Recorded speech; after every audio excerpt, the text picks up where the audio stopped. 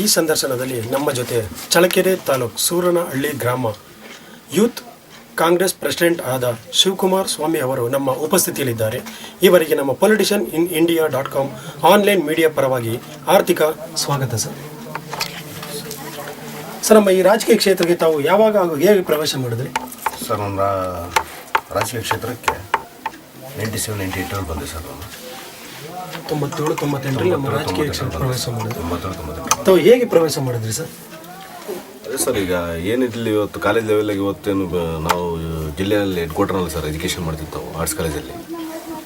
ಈಗ ಅಲ್ಲಿ ಆರ್ಟ್ಸ್ ಕಾಲೇಜಲ್ಲಿ ಕೆಲವರು SC STಗಳಿಗೆ ಮತ್ತು BTಗಳಿಗೆ ಹಾಸ್ಟೆಲ್ ವ್ಯವಸ್ಥೆಗಳಿತ್ತು. ಅಲ್ಲಿ ವ್ಯವಸ್ಥಿತವಾಗಿ ಸರಿಯಾಗಿರಲಿಲ್ಲ ಸರ್, ಊಟದ ವ್ಯವಸ್ಥೆಗಳು.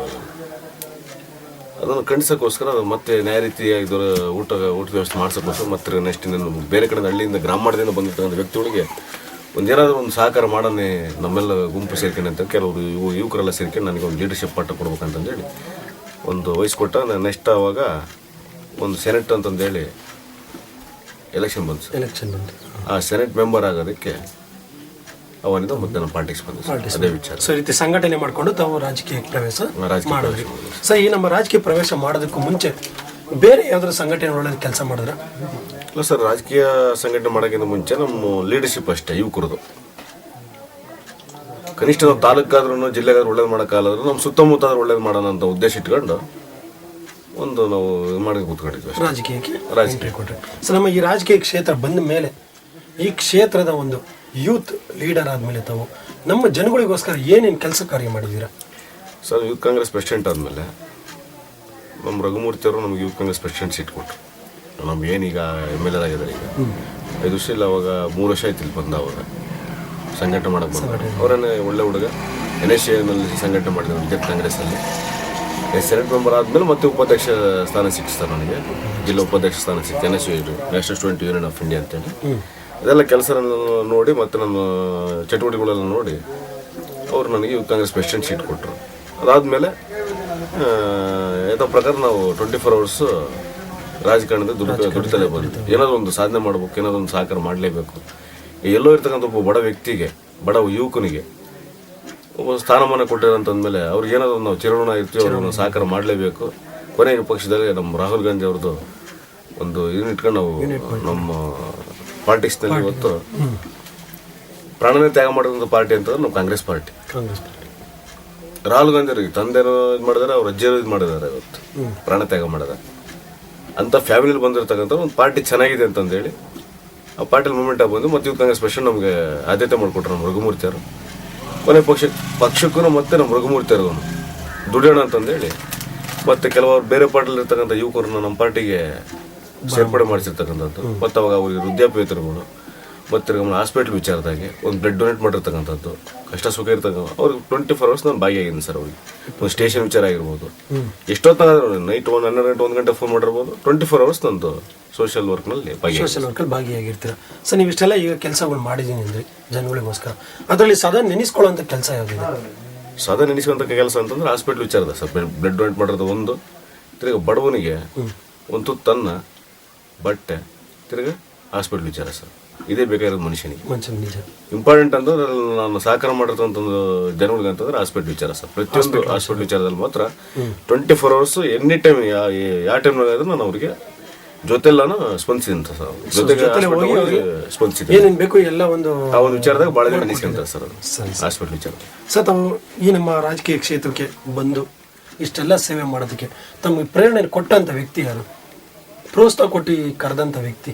ಮೊದಲನೇದಾಗಿ ನನಗೆ ಅವತ್ತಿನ ಕಾಲದಲ್ಲಿ ಸೆನೆಟ್ ಮೆಂಬರ್ ಎಲೆಕ್ಷನ್ ಆಗ್ಬೇಕು ಅಂತ ಕಾಲದಲ್ಲಿ ಅಷ್ಟೊಂದು ಅವತ್ತು ಆ ರಾಜಕಾರಣದಲ್ಲಿದ್ದ 97-98 ಇದ್ದಾಗ ಏನೋ ಒಂಥರ ವಿಚಿತ್ರವಾದ ರಾಜಕೀಯ ಇತ್ತು ಅವತ್ತು ದೂರದಲ್ಲಿ. ಲೀಡರ್ ಅಂತ ಗುರುತಿಸ್ಕೊಳಕ್ಕೆ ಭಾರಿ ಶ್ರಮ ಪಡ್ಬೇಕಾಗಿತ್ತು. ಅಷ್ಟು ಸುಲಭ ಲೀಡರ್ ಹಾಕಾಗ್ತದೆ. ಅಂಥದ್ರಲ್ಲಿ ನನಗೆ ಅವತ್ತು ಪ್ರೋತ್ಸಾಹ ಕೊಟ್ಟು, ಯಾಕಂದ್ರೆ ನಾನು ಸೂರನಹಳ್ಳಿ ಗ್ರಾಮದಿಂದ ನಾನು ಜಿಲ್ಲಾ ಮಟ್ಟಕ್ಕೆ ಹೋಗಿ ಆರ್ಟ್ಸ್ ಕಾಲೇಜ್ ಎಲೆಕ್ಷನಲ್ಲಿ ಸೆನೆಟ್ ಎಲೆಕ್ಷನಲ್ಲಿ ನಿಂತ್ಕೊಂಡು ನನಗೆ ಒಂದು ಆದ್ಯತೆ ಸಿಗುತ್ತೆ ಅಂತ ಅನ್ಬೇಕಾದ್ರೆ ನನಗೆ ಪಾಪಣ್ಣ ಅಂತಂದೇಳಿ ಸರ್, ಕೆಳಗೋಟಲ್ಲಿ ಮೊದಲನೇ ವ್ಯಕ್ತಿ. ಅದಾದ ನಂತರ ಮತ್ತೆ ನಾನು ಗ್ರಾಮಕ್ಕೆ ಬಂದೆ. ರಾಜಕೀಯ ಬೇಡ, ಏನು ಬೇಡಪ್ಪ ಅಂತಂದೇಳಿ ಮತ್ತೆ ನಾನು ಗ್ರಾಮಕ್ಕೆ ಬಂದಾಗ ನನ್ನ ಚಟುವಟಿಕೆಗಳು ಮತ್ತು ಹಂಗೆ ಜಾಯಿನ್ ಆಗಿ ಮತ್ತು NSUನಲ್ಲಿ ಕೆಲಸ ಮಾಡ್ತಿದ್ದೆ ನಾನು. ಅದಾದಮೇಲೆ ಮತ್ತೆ ಊರಿಗೆ ಗ್ರಾಮಕ್ಕೆ ಬಂದೆ.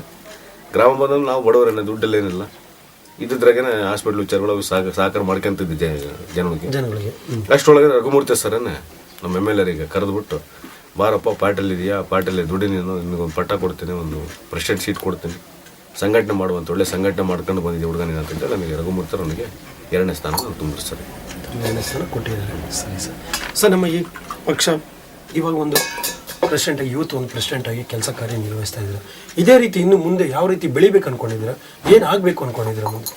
ಸರ್, ಜನಗಳಿಗೆ ಏನು ಸಹಕಾರ ಇತ್ತು, ಬರೀ ನಮ್ಮ ಗ್ರಾಮ ಮಟ್ಟ, ತಾಲೂಕು ಮಟ್ಟ ಅಲ್ಲ, ಜಿಲ್ಲಾ ಮಟ್ಟ ಅಲ್ಲ, ರಾಜ್ಯ ಮಟ್ಟಕ್ಕೆ ತಗೊಂಡೋಗ್ಬೇಕಂಬ ಉದ್ದೇಶ ನನಗಿರೋ ಸರ್. ರಾಜ್ಯ ಮಟ್ಟಕ್ಕೆ ಸಹಕಾರ ಮಾಡ್ಬೇಕಂಬ ಎನ್ನೇ ಒಂದು ಪರ್ಸನ್ ಯಾರೇ ಬರಲಿ, ಬಡ ಜನಗಳಿಗೆ ನಮ್ಮ ರಾಷ್ಟ್ರ ಸರ್ಕಾರದಿಂದ ಮತ್ತು ನಮ್ಮ ರಾಜ್ಯ ಸರ್ಕಾರದಿಂದ ಏನು ಸವಲತ್ತು ಸಿಗುತ್ತೋ ಆ ಸವಲತ್ತನ್ನ ಅವ್ರಿಗೆ ತಿಳಿಯಪಡಿಸಿ ಮತ್ತು ನನ್ನ ಕೈಲಿ ಎಷ್ಟು ಸಹಕಾರ ಆಗುತ್ತೋ ಅದನ್ನು ಮಾಡ್ಬೇಕಂಬುದೇ ನನ್ನ ಉದ್ದೇಶ ಸರ್. ಈಗಲೂ ಸಮೇತ ನಾನು ಸಹಕಾರ ಮಾಡ್ತೀವಿ, ಸಂಘಟನೆ ಮಾಡ್ತಿರೋದು ಬರೀ ನಮ್ಮ ತಾಲೂಕು ಅಂತ ನಾನು ಮಾಡ್ತಿಲ್ಲ, ಜಿಲ್ಲಾದ್ಯಂತ ಮಾಡ್ತಿದ್ದೀನಿ. ಮತ್ತೆ ನಮ್ಗೆ ಇಲ್ಲಿ ಬಾರ್ಡರ್ ಅಂದರೆ ಆಂಧ್ರ ಬಾರ್ಡರ್ ಸಿಗುತ್ತೆ ಸರ್. ಆಂಧ್ರದವ್ರಿಗೂ ಸಹಕಾರ ಮಾಡ್ತಿದ್ರು ನಾವು. ಆಂಧ್ರದವ್ರಿಗೂ ಕೂಡ ಸಹಕಾರ ಮಾಡ್ತೀವಿ. ಸರಿ ಸರ್. ಈ ರೀತಿ ತಮ್ಮ ಯೋಜನೆಗಳನ್ನ ಮೊನ್ನೆ ಎಕ್ಸಾಂಪಲ್ ಹೇಳ್ಬೇಕಂದ್ರೆ ಈ ಕೊರ್ಲಕಂಟೆ ಅಲ್ಲ ಸರ್, ಕೊರ್ಲಕಂಟೆ ಆತ ವೆಲ್ಲೂರಿಗೆ ಹೋಗಿದ್ದ, ತಮಿಳ್ನಾಡು ಕೃಷ್ಣಗಿರಿ ಆ ಕಡೆ ಬರ್ತದೆ ಸರ್ ವೆಲ್ಲೂರು. ಆ ವೆಲ್ಲೂರಲ್ಲಿ ಏನೋ ಕೆಲಸ ಮಾಡಕ್ಕೆ ಹೋಗಿದ್ದ, ವೇಲೂರು ಕೆಲಸ ಮಾಡಕ್ಕೆ ಹೋಗಿದ್ದ. ಅಲ್ಲೇ ಅದು ಮರ್ಡರ್ ಆಯ್ತು, ಏನಾಯ್ತು ಒಟ್ಟಾರೆ ಡೆತ್ ಆಗಿತ್ತು ಅಲ್ಲಿ. ಅಲ್ಲಿಂದ ನಾವು ಎಣ ಹಾಕಿ ಬರೋದಕ್ಕೆ ಅಷ್ಟಕ್ಕಿತ್ತು, ಜೊತೆ ಹೋಗಿ ಇಳಿದಾಗ ಅಲ್ಲಿಗೆ ಹೋಗೋ ಸಮೇತ ನಮ್ಮ ರಘುಮೂರ್ತಿಯರ ಕಾರಣಕರ್ತರು. ಅದಕ್ಕೆ ಫಸ್ಟ್ನೇ ಟೈಮ್ ಎಲೆಕ್ಷನ್ ಆಗಿತ್ತು, ಗೆದ್ದಿದ್ರಲ್ಲಿಂದ ಸೆಷನ್ ನಡೀತಿತ್ತು ಸರ್ ಅವಾಗ. ನಾನು ಬೆಂಗಳೂರು ಹೋಗಿದ್ದೆ, ಕೆಲಸಕ್ಕೆ ಬೆಂಗಳೂರು ಹೋಗಿದ್ದೆ. ಫೋನ್ ಮುಖಾಂತರ ನಮ್ಗೆ ಹೇಳಿದ್ರು, ಶಿವಕುಮಾರ್ ಒಂದು ಸ್ವಲ್ಪ ಸಹಕರಿಸಪ್ಪ, ಹುಡುಗದೇನು ಪ್ರಾಬ್ಲಮ್ ಇದೆ ಅಂತ, ಕೊರ್ಲಕುಂಟೆದಂತೆ ವೇಲೂರಲ್ಲಿ ಏನು ಹೋಗಿದ್ದಾರೆ ಅಂತವ್ರು ಅಂತೇಳಿ. ಅವತ್ತ ಜೊತೆಗೆ ಅದನ್ನ ಬಾಡಿ ಹಾಕಿ ಬಂದ ಜೊತೆಗೇನ ಅವನಿದ್ದು ಒಬ್ಬನೇ ಮಗ, ಹೆಂಡ್ತಿನ ಚಿಕ್ಕ ವಯಸ್ಸಿಂದೇನೆ, ಮಕ್ಕಳು ಚಿಕ್ಕವಿಂದ. ನಾನು ಒಂದು 3 ವರ್ಷ, 4 ವರ್ಷ ಆ ಒಂದು ಹೆಣಾಕಿ ಒಂದು ಜೊತೆಗೇನೆ. ಮತ್ತು ಕುಟುಂಬಕ್ಕೆ ಏನು ಸಹಕಾರ ಬೇಕು ಅವ್ರ ಪಾರ್ಟಿ ಕಡೆಯಿಂದ, ಅಂದರೆ ಒಬ್ಬ ಕಂಟ್ರಾಕ್ಟರ್ ಹತ್ರ ಕೆಲಸ ಮಾಡ್ತಿದ್ದೆ ಸರ್, ಅವ್ನ ಕಡೆಯಿಂದ ಕನಿಷ್ಠ ಅಂದ್ರೆ 7.5 ಲಕ್ಷ ರೂಪಾಯಿ ಅವ್ನ ಫ್ಯಾಮಿಲಿಗೆ ಒಂದು ಆಧಾರ ಮಾಡಿಕೊಟ್ಟಿದ್ದು ಒಂದು ವಿಚಾರ ಸರ್. ಸೊ ತಾವು ನಿಂತ್ಕೊಂಡು ನೇತೃತ್ವದಲ್ಲಿ ಇಷ್ಟೆಲ್ಲ ಕೆಲಸ ಕಾರ್ಯ ಅವ್ರಿಗೆ ಮಾಡಿಕೊಟ್ಟಿದ್ದಾರೆ. ಅವ್ರು ಮಾಡಿಕೊಟ್ಟಿದ್ದು. ಸರಿ ಸರ್. ಸರ್, ನಮ್ಮ ಈ ರಾಜಕೀಯ ಕ್ಷೇತ್ರದಲ್ಲಿ ಇನ್ನು ಮುಂದೆ ಒಂದು ಲೋಕಸಭಾ ಚುನಾವಣೆ ಬರ್ತಾ ಇದೆ, ಅದ್ರ ಬಗ್ಗೆ ತಮ್ಮ ಅಭಿಪ್ರಾಯ? ಲೋಕಸಭೆ ಚುನಾವಣೆ ಅಂತ ಬರ್ತೀವಿ ಅಂತ ಹೇಳಿದ್ರೆ ಈಗ ಹೇಳ್ತಿದ್ವು ಅಂತಂದರೆ ಕೆಲವರು, ನಾವು ನೋಡ್ತಿದ್ದಂಗೆ ಕೆಲವರು ಮಾತಾಡ್ತಾರೆ, ವಿಚಾರ ತೊಗೊಂಡ್ರೆ ಮೋದಿ ಅಲೆ ಜಾಸ್ತಿ ಐತೆ ಅಂತ ಹೇಳ್ತಾರೆ. ಬಟ್ ನಮಗೆ ಮೋದಿ ಅಲೆಗಿಂತನೂ ನಮಗೆ ನಮ್ಮ ಕಾನ್ಫಿಡೆಂಟ್ ಇದೆ ಸರ್. ನಮಗೆ ರಾಹುಲ್ ಗಾಂಧಿ ಪ್ರೈಮ್ ಮಿನಿಸ್ಟರ್ ಅದೇ ಆಗ್ತಾರೆ, ದೇಶಕ್ಕೆ ಒಳ್ಳೇದಾದೇ ಆಗುತ್ತೆ. ಯಾಕಂತಂದ್ರೆ ಇವತ್ತು BJP ಅವರು ಇವತ್ತು ಪ್ರಾಣದಾನ ಮಾಡಿಲ್ಲ, ಬೇರೆ ಯಾರು ದಾನ ಮಾಡಿಲ್ಲ, ಮಾಡಿರ್ತದೆ ನಮ್ಮ ಕಾಂಗ್ರೆಸ್ ಫ್ಯಾಮಿಲಿನೇ. ಇವತ್ತು ದುಡಿತಕ್ಕಂಥವ್ರು ಜನಗಳಿಗೋಸ್ಕರನೇ ಮಾಡ್ತಿರೋದು ಅವರು, ಬೇರೆ ವಿಚಾರದಂತಲ್ಲ. ಇವತ್ತಲ್ಲ ಅದಾಗುತ್ತೆ. ಒಟ್ಟು ನಮ್ಮ MP ಎಲೆಕ್ಷನ್ ನಮ್ಮ ರಾಷ್ಟ್ರ ಸರ್ಕಾರದಲ್ಲಿ ಇವತ್ತು ಏನಿವತ್ತು ಇದು ಮಾಡಿದಾರೆ ಅವನ್ನೆಲ್ಲ ನಾವು ಜನಗಳಿಗೆ ತಿಳಿಯಪಡಿಸ್ತಾ ವಿಚಾರ ನಾವು ವ್ಯಕ್ತಪಡಿಸಿ ನಾವು ಮಾಡ್ತೀವಿ ಸರ್. ಇಲ್ಲಿಂದ ಸಂಘಟನೆ ಮಾಡ್ತಾ ಇದ್ದೀವಿ ನಾವು, ಮಾಡ್ಕೊಂಡು ಹೋಗ್ತೀವಿ. ಇಲ್ಲಿನ 100ಕ್ಕೆ 99 ಭಾಗ ನಮ್ಗೆ MP ನಮ್ಮ ಕಾಂಗ್ರೆಸ್ಸೇ ಆಗುತ್ತೆ ಎಂಬ ಭಾವನೆ ನಮಗಿದೆ ಸರ್.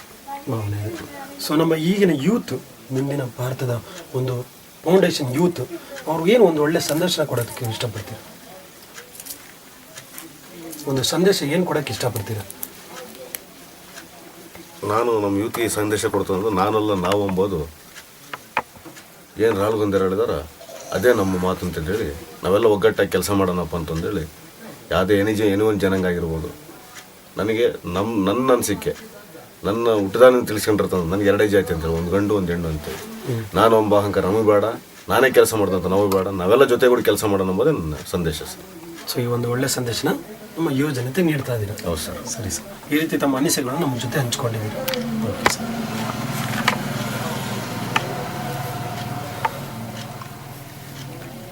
ಈ ಸಂದರ್ಶನದಲ್ಲಿ ನಮ್ಮ ಜೊತೆ ಚಳ್ಳಕೆರೆ ತಾಲೂಕು ಸೂರನಹಳ್ಳಿ ಗ್ರಾಮ ಯೂತ್ ಕಾಂಗ್ರೆಸ್ ಪ್ರೆಸಿಡೆಂಟ್ ಆದ ಮಾನ್ಯ ಶ್ರೀ ಶಿವಕುಮಾರ್ ಅವರು ನಮ್ಮ ಉಪಸ್ಥಿತಿಯಲ್ಲಿದ್ದು ಅವರ ಕೆಲಸ ಕಾರ್ಯಗಳನ್ನು ಹಾಗೂ ಮಾಡುವ ಯೋಜನೆಗಳನ್ನು ನಮ್ಮ ಕೂಡ ಹಂಚಿಕೊಂಡಿದ್ದಾರೆ. ಇವರಿಗೆ ನಮ್ಮ politicianinIndia.com ಆನ್ಲೈನ್ ಮೀಡಿಯಾ ಪರವಾಗಿ ಆರ್ಥಿಕ ಅಭಿನಂದನೆಗಳು ಸರ್.